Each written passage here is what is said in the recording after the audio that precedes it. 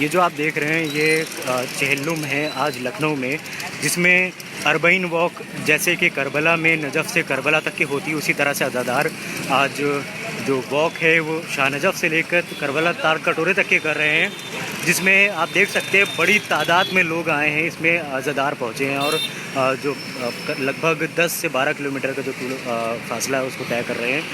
जो लोग नहीं करबला पहुंच पाए लेकिन लखनऊ को ही हम लोग ने करबला बना दिया है।